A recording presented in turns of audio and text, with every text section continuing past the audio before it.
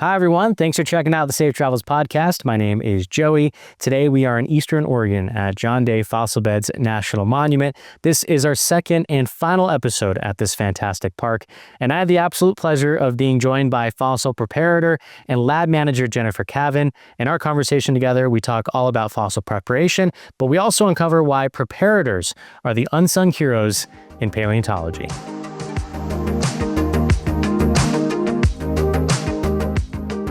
Jennifer, I am so honored to be able to chat with you. We're basically in your home right now at the lab at John Day Fossil Beds National Monument. First, I want to start with your journey into becoming, working into lab prep and fossil preparation.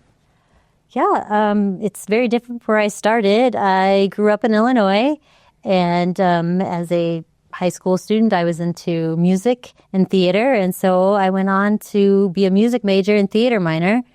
And decided that, that's not really what I want to do with my life. So I decided that I was also interested in biology. And I'm like, so I was starting to get into biology when circumstances moved me out west to Nebraska. And I found this thing called paleontology. I'm like, dead things are cooler than live things. So let me see what I need to do to get into this. And I talked to a local paleontologist at the Forest Service in Chadron, Nebraska, and she said, well, take all the biology and geology you can.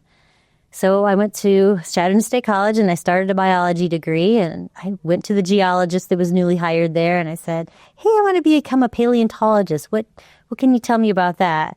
And he's like, I've got this Oreodont skull in a rock.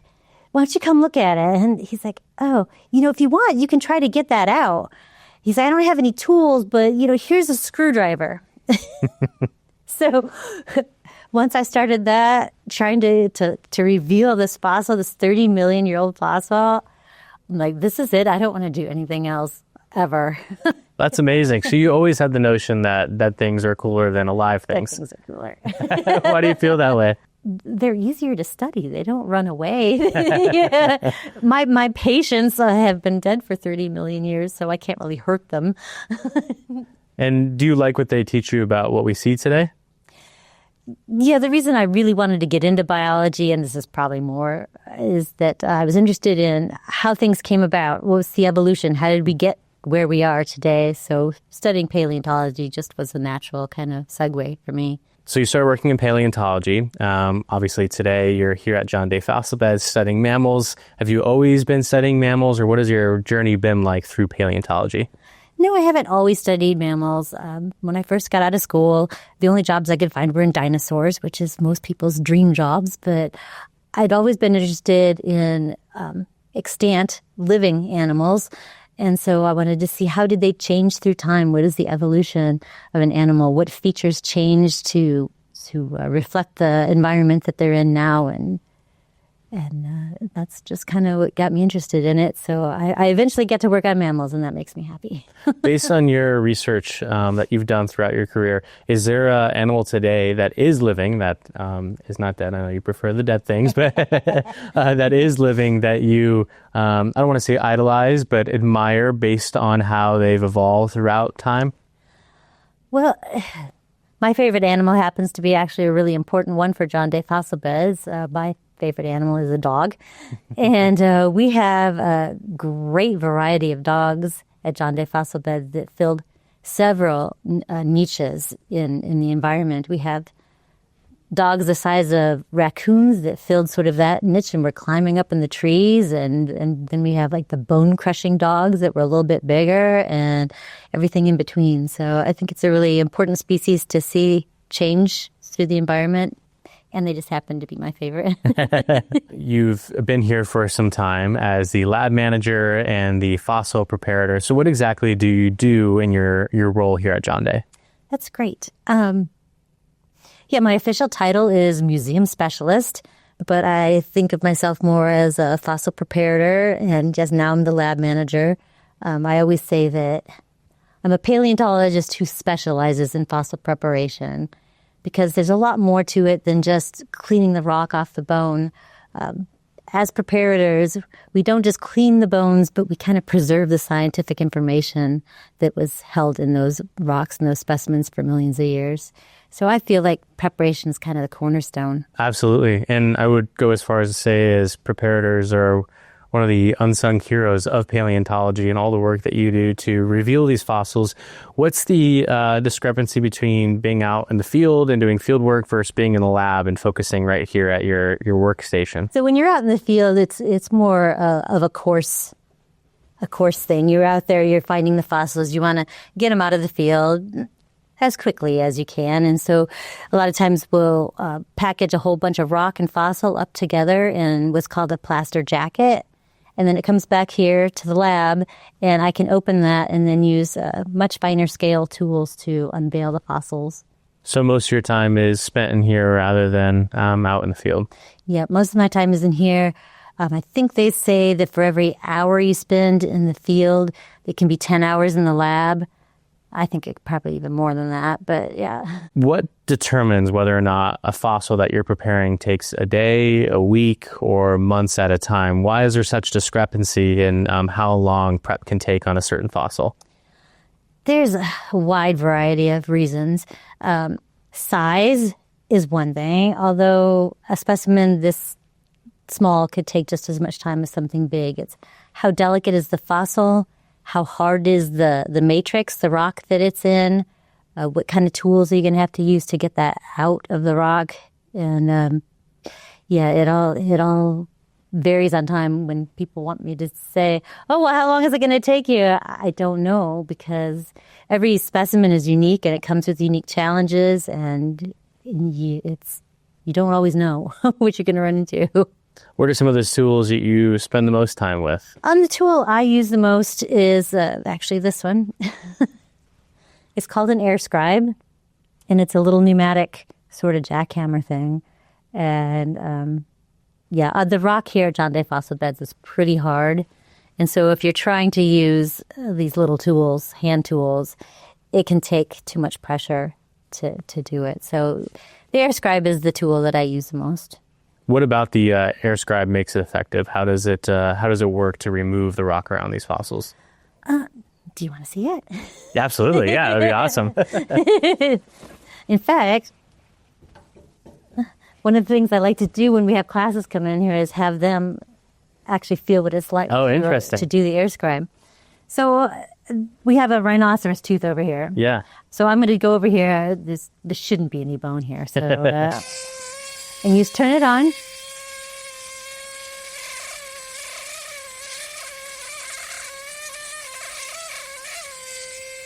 Interesting. And a little bit at a time, you just remove the rock. On this one, I would probably get closer to where the actual fossil was before. But you never know what's in these rocks. Gosh, one of my favorite stories was when I was working on dinosaurs in Utah. My supervisor was Dr. Kirkland, and he's really into dinosaurs. And I kept telling him, like, I want to work on mammals. He's like, yeah, but I don't have any mammals for you to work on. Here, do this hadrosaur leg. And so I'm like, okay. So I'm working on this dinosaur, and I see this little chip of bone. I'm like, it's probably nothing. I could probably just flick it out of there. And I'm like, no, you have to treat every little piece of bone like it's something special, because what if it is? And it turns out, thank goodness that I didn't just flick that little bone away. It was a cheekbone to a brand new Cretaceous mammal. Wow. So that's why when you want to get impatient, you remind yourself that anything could be something really important, even if you think it's just a little piece of nothing bone. And you had mentioned that with the hand tool there, to get that same result, it'd be significantly more pressure. Yeah, you can see. And this is, yeah.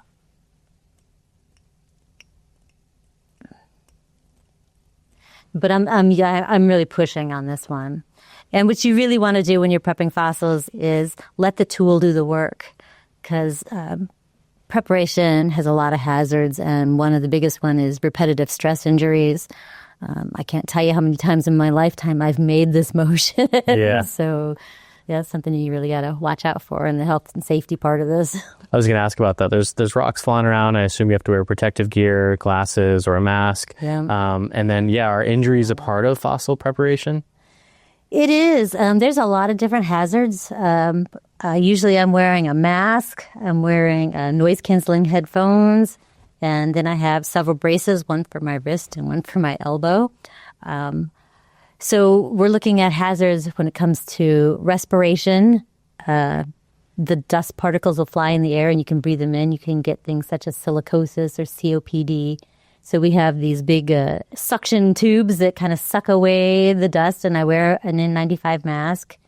The tool, as you could hear, was very loud. And so I have noise-canceling earphones so that the decibels, you're not exposed to that level of decibels all day long. The tool vibrates, and so it can cause nerve damage if you're using it for too long. So one of the things I do to mitigate the amount of vibration that hits from the tool to my hand is I wrap the tools in some cushy stuff so that reduces that. You're sitting in the same position for a long time, so ergonomics is important. We have these crazy space-looking chairs, but they're very ergonomically good. They keep me in a good position. And so, I mean, historically, it's kind of been that's part of the job, tough it out kind of thing to do. But I think that as time goes on, they're realizing that, preparators are an important resource, and we want to keep our preparators safe. And so sustainable preparation, you really have to have, you think about the fossil, the data, and the preparator. I think we're all kind of a package, and keeping us safe is part of it. Absolutely. Earlier, I had mentioned that preparators are, one of the unsung heroes, and oftentimes you read about fossils and different species being discovered in national parks and just in areas all across the world, and there's academia and papers that come out with the paleontologists that's talking about the science with those fossils, but not always with the preparator. And is that changing, and are preparators getting more recognition for the work and time that they spend on these fossils? It really is changing, which is good because a lot of the science is done before the researcher even sees the specimen. Preparators are making decisions that affect the science downstream from just the preparation. So we're a very important part of the whole process. And more recently, I've been a part of a few papers where they'll put a whole section in their materials and methods section about the preparation and how the specimen was prepared. And I keep meticulous documentation of all the tools we use, all the chemicals that are applied, as much as you try, any damage that you might do to the fossil, because then they can look back at these records and say, is this a natural occurrence? Was this pit there? Or, no, the preparator slipped and put a pit in it. They can tell what was done by humans or what's naturally occurring. That's really interesting. And are there instances where you're preparing and removing the fossil from the sediment and realize that there might be a bite mark in the bone? Are you notifying the researchers before it gets to them that, hey, check out certain area of this bone? Yeah, because the best part about my job is that I am the first person ever to see these fossils after, the rot comes off of them. So, yeah, I'm the first person to be able to see any sort of bite marks, gnaw marks, any of that stuff. And how are you able to tell that they're bite marks or gnaw marks or just natural, erosion? I mean, these fossils that you're looking at in particular are 50 to 7 million years ago.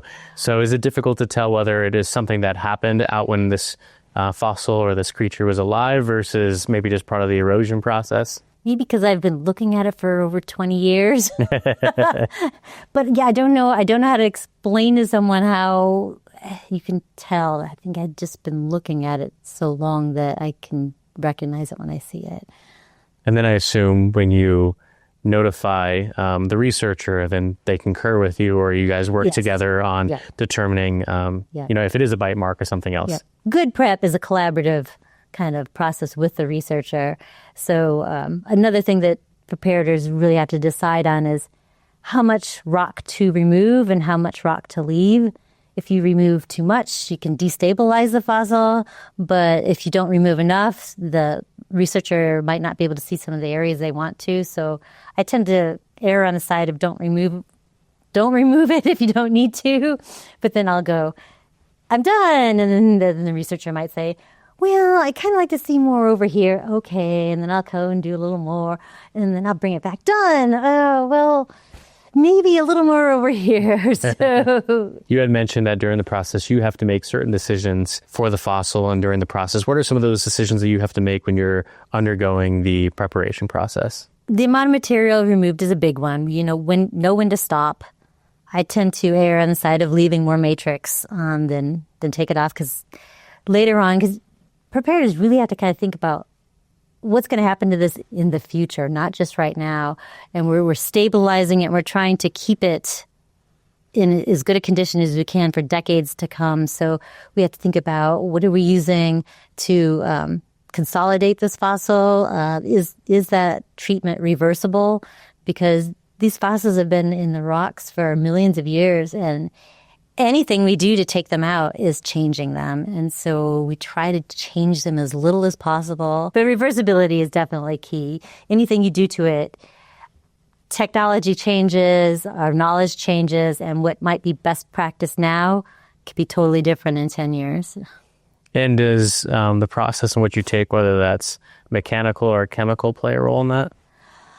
Yeah, we don't do a lot of chemical prep here. Well, in fact, we don't do any chemical prep here. Our fossils just aren't, or our matrix, it's just not conducive to what we have here. So I haven't done chemical prep since I was in school. And what would be, I know you don't do it here, but what would be a case in which somebody would opt to use, at a different park or somewhere around the world, chemical versus mechanical? The case I was working on in school, there were a bunch of little rodent bones and skulls and things all jumbled together with matrix in there. And you've got all these little delicate, fragile fossils. And an air scribe can cause a lot of vibration, and you don't want that vibration to break up this process. So we were acid prepping that, dunk it in the acid, and it takes away a little bit of the matrix. And then you consolidate the fossils with glue to protect it from the acid, and then you soak it a little bit more. And so really intricate, delicate fossils mostly. When you mention the matrix, are you talking about the sediment or the fossil itself? Yep. The matrix is pretty much the surrounding rock. What are the surrounding rocks here that you routinely see? What's the sediment that you're mostly using the air scribe on the fossils here? Well, ours is usually kind of like a siltstone, so it's fine-grained. But then within the siltstone, we've got a lot of ash, and so it gets pretty hard. Some of the channels out there, some of the river channel deposits out there, will get more of a sandstone, which is a softer one, and then you might be able to use like a manual hand tool instead of the air scribe. What is this sediment that is in between us right now, and how old is this rock layer that we're looking at? This is the Turtle Cove member, and it's called a zeolitized siltstone, and it's got a lot of ash in it, and you can see the little lines that my tool makes, because it's pretty hard once you get it in there. Yeah. This outside was a little softer. You could see the matrix kind of, but that's because it's been weathered. But once you get underneath this outer weathered surface, it can get really hard in there. And this particular sediment or layer, how old is it? This is about 30 million years old. Wow. When you see something in the lab that's, this old, which I know you've seen a lot of now throughout your career, is it humbling to you in a way that you're researching something that happened in such deep time? I kind of have to remind myself of that, because I'll hear people say, oh, look at this. It's 1,000 years old. Isn't that old? I'm like, no, that's not old. So I guess, I think more about time in a different way, because I've worked in such deep time for so long. What type of impact does paleo art have on you? When you go through all this preparation to get a fossil out, then it goes to research, and then paleo artists get involved and depict what, this fossil, the environment it was living in, and what this fossil in particular potentially could have looked like. Is it neat for you to see what you were working on? Paleo artists are the best, because I can't draw at all. So there's two types of paleo art. You've got some that are drawing the specimen themselves, and it's more like a scientific sort of drawing. And that really helps, because you can kind of miss some of the details of it when in just a picture, but an artist can kind of capture them in lines, and you can see it better. And then the reconstruction is great to see this animal living its life out there. I worked on almost a complete skeleton of a mesocyan, which is a dog, and this was my favorite fossil to work on. He was almost complete, and I had all the pieces. And then recently, again, working on a paper with somebody, they had somebody reconstruct what this animal would look like out there. And yeah, it made me just want to cry. I'm like, There he is. He's living. So that was great. I bet that's a remarkable experience for you. And I would assume that you feel of a heavy weight of responsibility when you receive a fossil in here, knowing that, there might be other fossils of the species out there, but of this exact fossil, this is the only one that you're working on. This is it. Fossils really are non-renewable data. You can't just go collect another one because it's not the same. Every single one's unique. Do you feel that weight when you're working on it? I try not to, but but yeah, there's a big responsibility. If I mess something up, it can affect everything. It's a snowball effect. If I take off a piece of fossil that could be something important for the researcher to find out about, then they'd never know. Is there ever instances in which paleontologists bring you a fossil or sediment that they believe a fossil is in, and they believe it's a certain species, and then as you start to uncover it, you decide or make a decision and notify paleontologists that it's not what they originally thought they discovered? Oh, for sure. We have the site where we find a bunch of these gopher skulls in these little hard concretions. And so, here you go. It's another gopher skull, and you're prepping it. And recently, it was actually one of my seasonals that was working on this. I was like, oh, yeah, here's a gopher skull. Do that for a while. And we're looking at it, and it's like, the teeth aren't right. This isn't a gopher skull. And it turns out it was a new species of hedgehog. And so, that was amazing. And we just thought, oh, it's another gopher. It's sitting on the shelf forever until somebody decided, oh, well, let's prep another gopher. And then it's something important, and the whole paper came out of it. Wow. Yeah, I was going to ask, so what are the, downstream effects of that now? So you determine that it's not another gopher skull, and that it's a hedgehog. So what's the process like after that? Who do you notify, and then when does the research begin on learning about this species? Well, we brought it to Dr. Nick Famoso, who's the senior paleontologist here.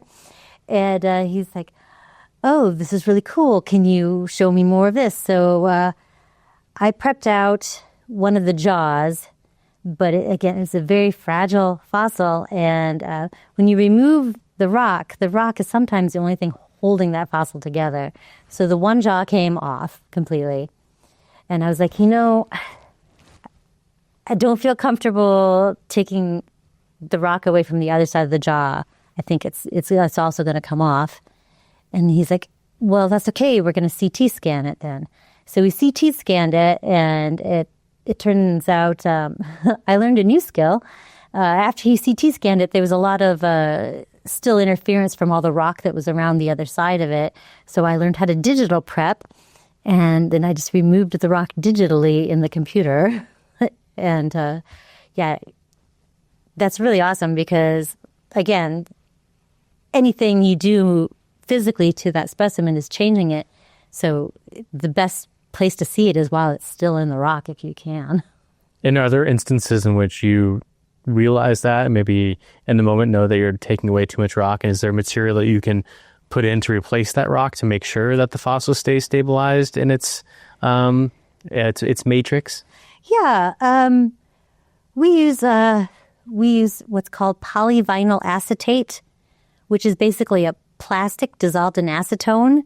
Our chemical name is B15 McGeen. That's the brand that we use, and you can make it thick like a glue, or you can make it thin, called consolidant. And as you're taking the rock away to kind of keep it stabilized, you can drip this into the cracks and it'll get in there. It forms these small polymers that kind of hold together, and then the acetone evaporates, and you're left with this clear, stable plastic that kind of holds it together. But it's totally reversible.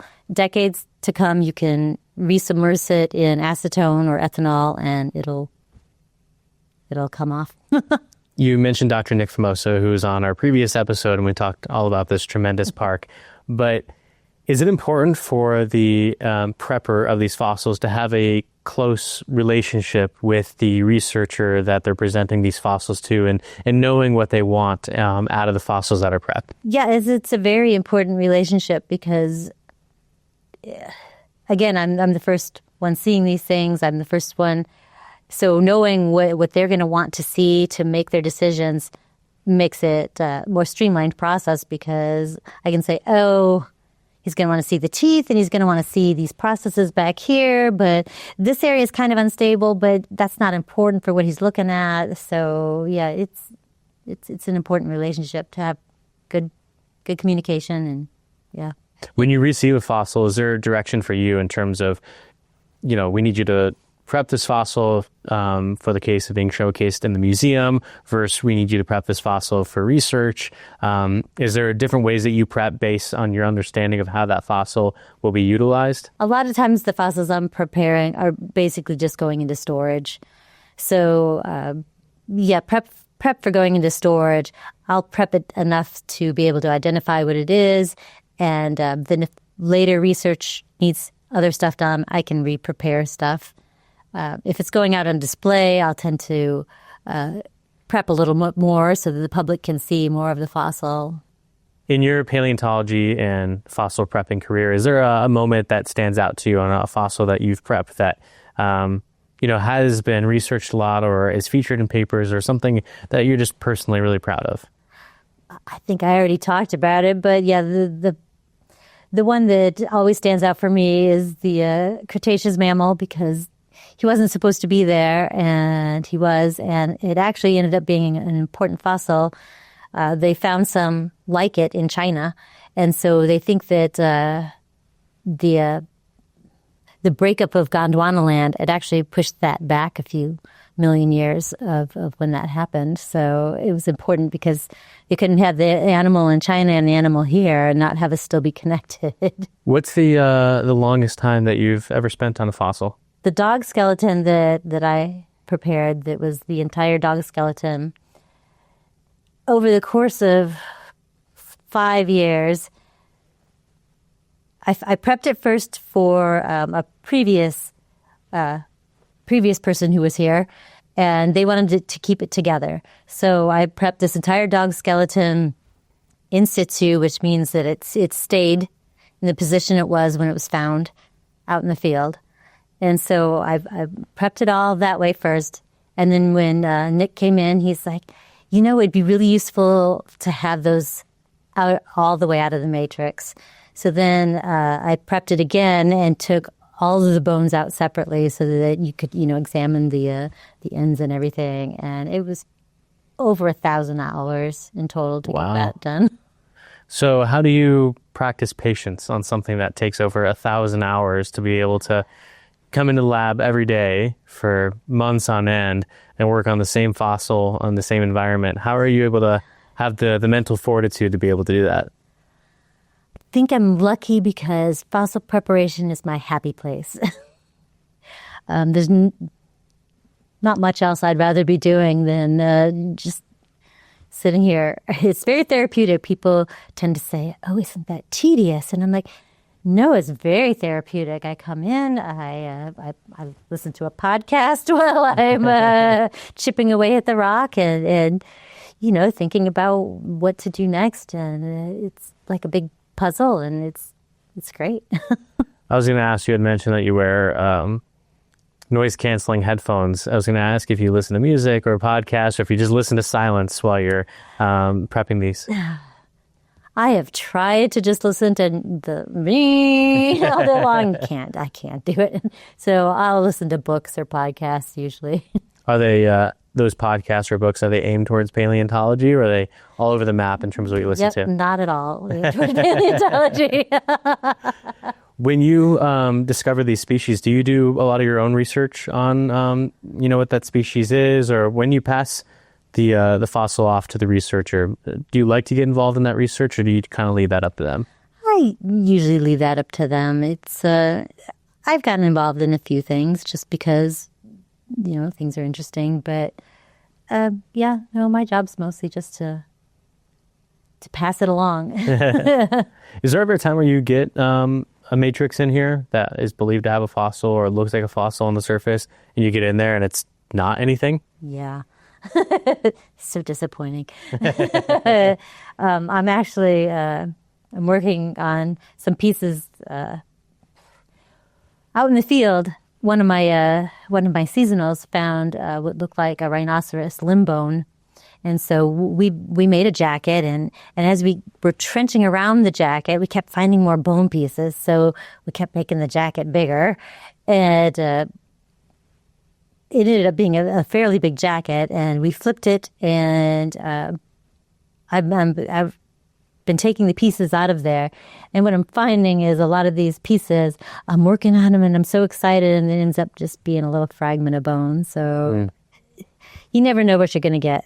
This is something I say a lot, but I feel like my job is kind of like Christmas. You get this package, you don't know what's in it, and it's exciting, and you open it up slowly, and you never know. You could get like the best Christmas presents you've been waiting for forever, or you could get like the ugly sweater that Grandma knitted you. You don't know. But that's the exciting part too. Is there ever times where you have to pull yourself back and you've been here for hours, you get here, I know you in particular get here early and start working on preparation, but is there ever a time where you just have to convince yourself to get out of the lab, go home, relax, or, there's times you're just so excited that you can't leave the space? That's the hardest part for me because, and this is a health and safety thing, you need to take frequent breaks from, being in the same position, from eye strain, from the vibrating tools. And if I'm really in the groove and I'm really getting into it and I'm really uncovering the fossils, it's really hard for me to say, no, I need to get up and walk around and take a break from this so that I can come back and be fresh and not hurt myself. And when you do take that break and refresh and come back, do you sometimes find different ways to maneuver around the fossil or get more creative, kind of a mental reset? It really is. Sometimes, if I'm getting frustrated with a fossil and I can't figure out, I don't know what to do next on this. Which angle should I come at? What should I do? I'll find some paperwork, because there's always paperwork in every job, to do for a while and come back and go, oh, yeah, why didn't I see that? Because I was too much into it.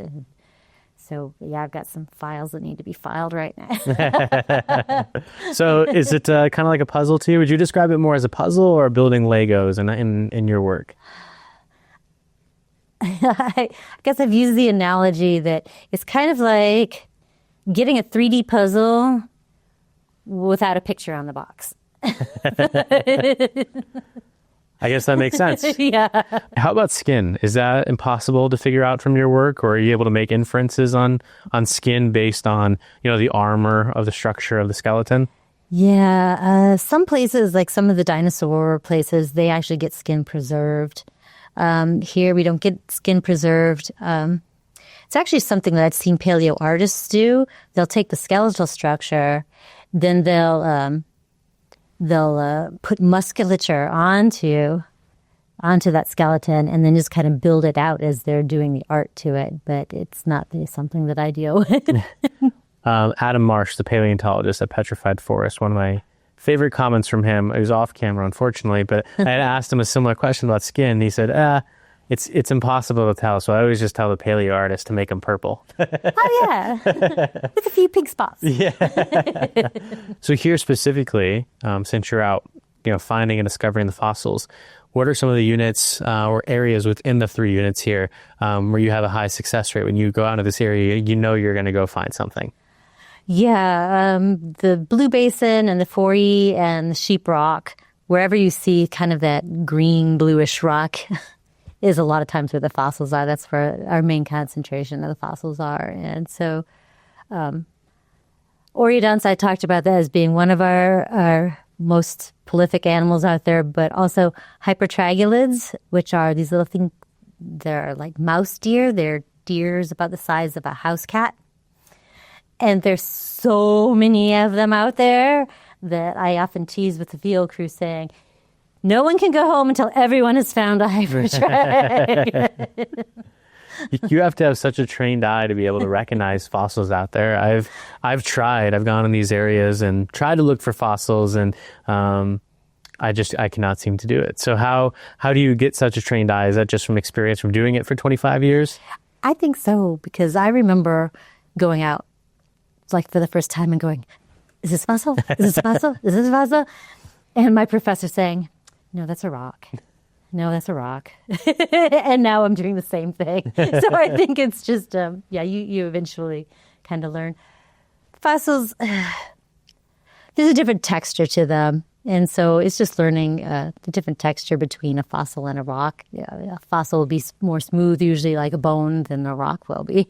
What's the kind of the step-by-step process? Are you looking first in a certain layer of rock, and then after that, what's kind of the next few steps that you're looking for when you're searching for these fossils? That's really it. We'll choose an area, especially that we haven't been to in a while, because erosion will always reveal more fossils.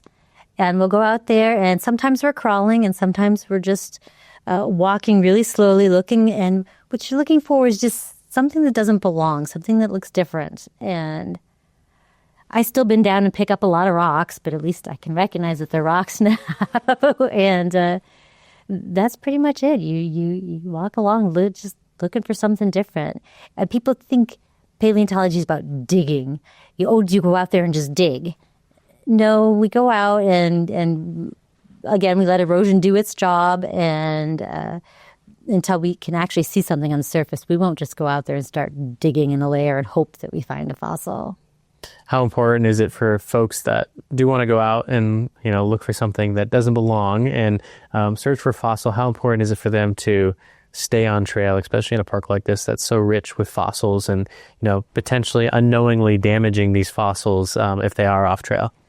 Yeah, we're very rich in fossils, and so we like people to stay on the trails here because we don't want them on any of the exposed rock, because it is hard to recognize when there's a fossil, and you could just be hiking along, taking a picture, a selfie, and you don't know that you're stepping on something really important that could have been an important fossil to science.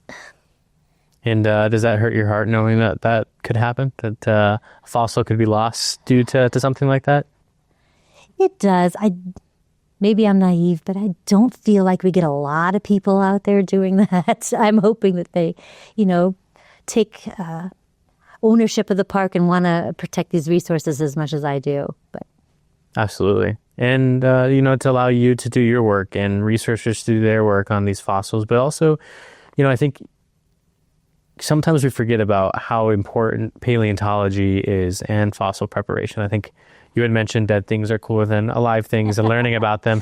But paleontology really affects us today in the what we know about the world today and what we know about the world, more importantly, tomorrow, and trends that we see, and how certain ecosystems came to be, and also, if not more importantly, how ecosystems fell. I failed, yeah. So in knowing that, like you said, hopefully folks do take that ownership of knowing that the important work that you're doing to be able to help inform our future better, which, we think of paleontology as being in the past, but really it's informing our future, which is amazing.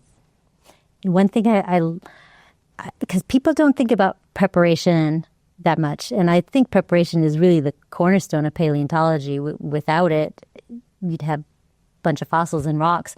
But another thing, people, when they're walking through museums, these natural history museums, and they see these beautiful fossils, and they have no idea how much work actually goes into that. So to give them an idea of, yeah, these are great, and that was a lot of work.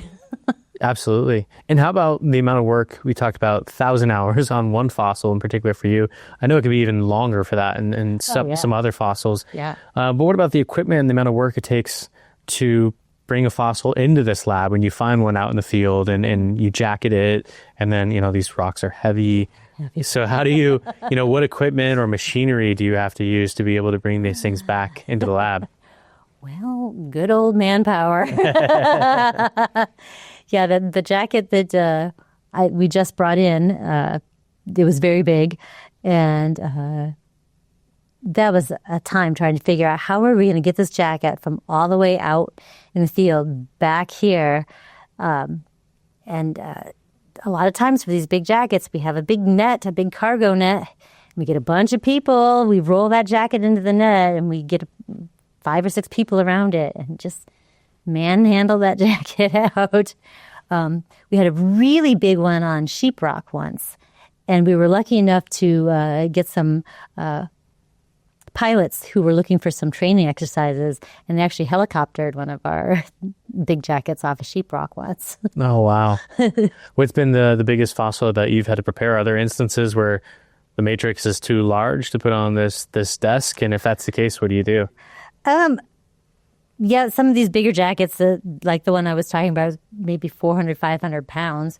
And I just have a lazy Susan over there that it goes on. And I've done some, probably not great for my back, some table yoga preparation where I have to sit on the table to get over top of the fossil to do it. So, yeah, not everything will fit in this little area, but most of it does. As we begin to wind this podcast down, what do you want people to know or remember about fossil preparation and why it's a sustainable practice, or methods that need to happen in order for it to be a sustainable practice that continues in paleontology? I think the realization there is more now that the preparators are important, and when you're thinking about protecting these things, I think there's 3 things that you need to think of when you're doing this, and that is the sustainable preparation. So things that he can keep going. Should think about not only the fossil, but the data that fossil contains, and Fossil Preparator. They're your biggest resource. So as visitors come to John Day Fossil Beds National Monument, how important do you think it is that they interact with the incredible museum that's just outside of your lab here before going out and exploring the park? Oh, I hope they all come and take advantage of this place. It's an amazing building. How many visitor centers have you been to that have an entire museum of fossils that you can go and look at and interact with? And we've got a great film people can watch, and that really kind of sets the scene for when they're out there. They go, oh, this is this geological process. I just saw that happen in the film. Or, it really kind of ties together what you're seeing out there. If you stop by the visitor center first and talk to our interpretive rangers, get some information, watch the movie, go through the gallery of fossils. This park in particular is really unique to go to, largely because of all the fossils, but because a lot of these fossils relate to animals that we see today, which is really cool. Rhinos, horses, dogs, camels on this landscape. So it's crazy to come to this landscape today and know that those types of species existed here. Yeah, you can really picture them out there when you think about, oh, yeah, I know what a rhinoceros looks like. How crazy would that be to see it out there? Yeah, and there's lots of livestock around here with horses. And so that's true. Seeing a modern horse out on the landscape today kind of takes me back to, this is where some of the earliest horses ever existed, which is really cool. And that's a really great way to tie it into kids, and especially local people around here who deal with horses, and they know what a horse is. And when you show them this little tiny skull and you tell them that was a horse, it's, it kind of blows their mind. Absolutely. And, a lot of the horses that are on this landscape today, came over from Europe and aren't traditional North American horses, but it still gives you that great picture of, what this landscape used to have on the landscape. Horse is a horse. Yeah. And it's amazing to think that this, area was just flourishing with life 50 million years ago. And we get to explore those fossils today. Isn't it exciting? It is, especially because of people like yourself. And we can't stress it enough on how important your role is for us to understand the past, but also understand what's in front of us. And thank you for all the work that you do. Thank you for being interested. Oh, of course. And I guess, I would love to end this podcast on this note before we turn on the camera. in the beginning of the podcast, you had mentioned that you were previously in music, then moved to paleontology and biology eventually. But somewhere down that road, your dream was to work for the National Park Service. It was. Working at, going to school in South Dakota, at South Dakota School of Mines. During the summers, I would work at Badlands National Park. And I would talk to the visitors because I was out where the visitors could talk to us. And one of the most common questions was, well, what are you going to do with this? What do you want to do with this paleontology thing? I'm like, man, I'd really love to work for the National Park Service. At that time, I did not realize that John Day Fossil Beds was the only park that had a permanent fossil preparator. Actually, that preparator was Matt Smith, who you talked to at Petrified. And when he left, I was fortunate enough to be able to apply for and get his job. So for years, I was the only permanent fossil preparator in the National Park Service. Wow, how humbling is that? I'm glad I didn't know that those were the odds, because it's kind of crazy. The work you do is literally 1 in a million, at 1.1 of 1. And so thank you for everything that you do and paving the way for other permanent paleontologists now in the Park Service. I know. It's true. I'm glad that it's changing. Yeah. There's only a handful now, but, hopefully this episode and your work will inspire more to come. That'd be great. Not only more, preparators, but also, more women in the field that are, chasing paleontology and science and, spreading this, amazing story and stories out to the world. Don't give up. It's not impossible. Well, thank you very much. All right, thank you. Thanks for checking out this edition of the Safe Travels podcast. I really hope you enjoyed it. Jennifer is an absolute joy to be around, and I think this episode makes it clear that fossil preparators are without question the unsung heroes of paleontology. So if you like this type of content, it means a whole lot to me if you followed or subscribed on whichever platform you're watching or listening on, as it really does help out our podcast. And until next time, safe travels.